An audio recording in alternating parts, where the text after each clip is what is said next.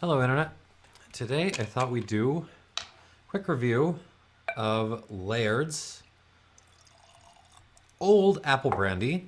This is 7.5 years old. There's a label. It's very old-fashioned looking. So I grabbed this basically because of this, which I bought and reviewed last year, and I absolutely adored. And so much so that I put it on my top 5 list.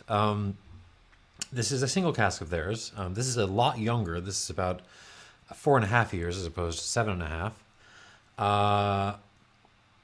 And I thought it was absolutely spectacular. So I decided to go for its bigger and little brother, as you'll see. Quick review on Laird's. The oldest licensed distiller post-revolution, at least, in America. They're not the oldest distillery, though. So their original home is Scobeyville in Jersey, which used to be full of apple orchards. So this Scobeyville is like oh Jesus, it's kind of in the middle. It's right northeast of one of Trump's golf courses. I know that the Colts Neck one. But of course, there aren't any apple orchards there really anymore because they've all been torn up to make condos and stuff. So and golf courses for that matter. So now they've moved distilling to what does it say? North Garden, Virginia. I can never remember, which is basically right southwest of Charlottesville. So again, kind of in the middle. Plenty of apples down there. Anyhow, so this particular bottling is 7.5 years old. No real information on it beyond that, except that they're actually making it down in their little distillery, which I think is actually from the 70s. The little distillery in Virginia. No idea when this bottle is from. Probably 2019, 2020, somewhere in there. But it is bottled at a mere 40% alcohol, which is what gave me pause. What finally got me pulling the trigger on this was the fact that I've previously pulled the triggers on Calvados as Calvas, which have been bottled at that strength and not regretted the decision. So here we go. Laird's 7.5-year-old. On the nose. Okay, tons of apple, obviously. Apple, all smothered in like cinnamon and powdered sugar. Really like more apple pastry. Not more, but apple pastry along with the apple. Not actually as much. So with this boy right here, there's a lot of new oak on this. So I was expecting this, 3 years older, to be a little bit of an oak bomb, and it really isn't. And what I'm really getting is considerably less new oak on this. I do think they're using a little bit, but I think a lot of this is sort of coming from, reused casks, which I'm okay with. I am not the hugest fan of fresh oak, except in certain kinds of fun applications. This works though. It's more laid back. And the apple is coming through more so than the sort of aggressive, slightly vegetal, oaky, coconutty notes. Still lots of oak though. Yeah, apple pastries. There's some like Earl Grey tea going on with like a spritz of lemon in there. Well, maybe like twist of lemon. But it's also like very aromatic, very floral. There's some like old school cologne in here, like some guy from the post-war period, like throws the little on his wrist. And that's what's kind of going on. It's like there's some more fruits in here beyond the apple. There's some anjo pear, maybe. A little not exactly cherry. It's more kirsch, like distilled cherry. Plus like a shot of bourbon in there.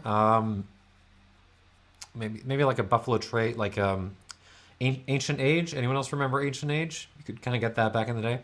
Maybe a shot of H&H in there. The cologne thing is actually really coming out right now. And I'm not adding water to this because it hasn't really reacted well to it when I've done in the past. So my water is sitting right here unused. A little Cinnabon, a little like you're at an airport, and there's like a ton of apples beside you and you're eating a Cinnabon, that kind of thing. And there's like a clone guy next to you.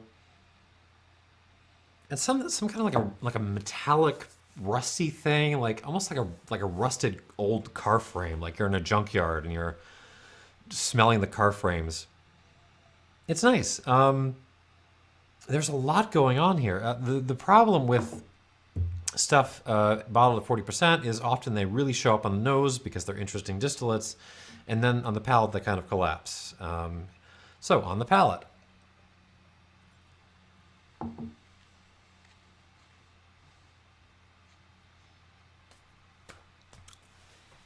Okay, it is.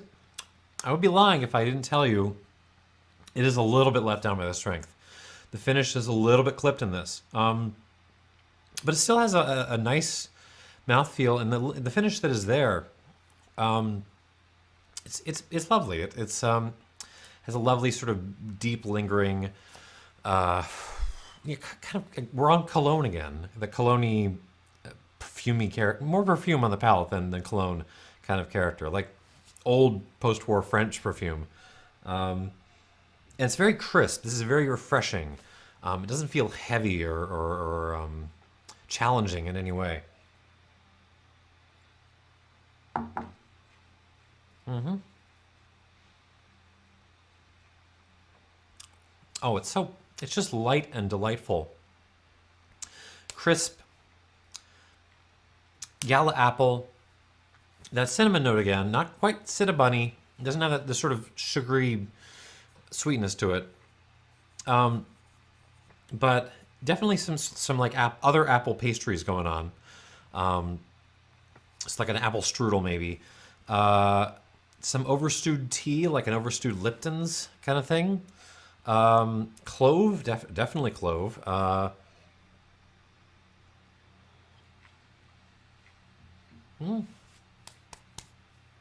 got it. It was bugging me. Turkish delight in this, but like also throw in like a handful of dried cherries.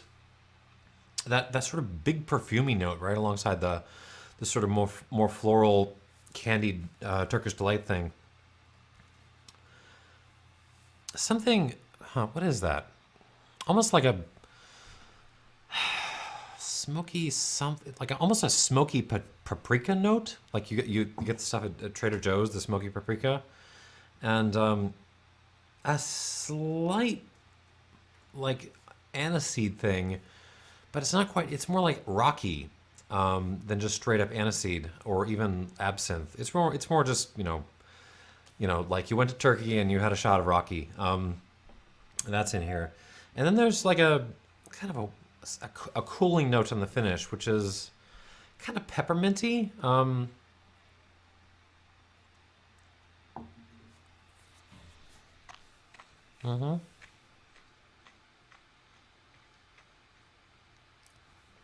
Yeah, but like peppermint, but not the candy. This is like real leafy stuff you picked out of a garden, and then you kind of threw it in your mouth.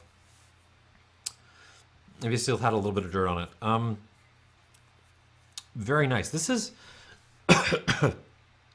so I'm gonna start by saying this is very sessionable. Like it's interesting and complex, and doesn't really get boring at any point.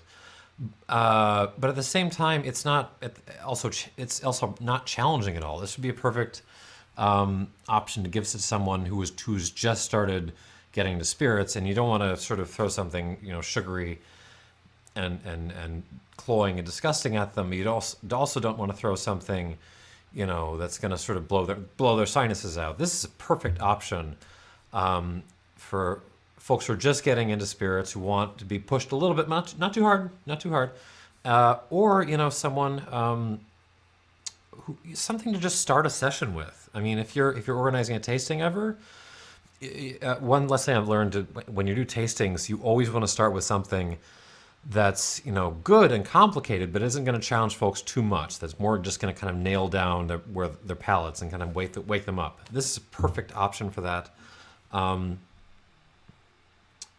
just very sessionable.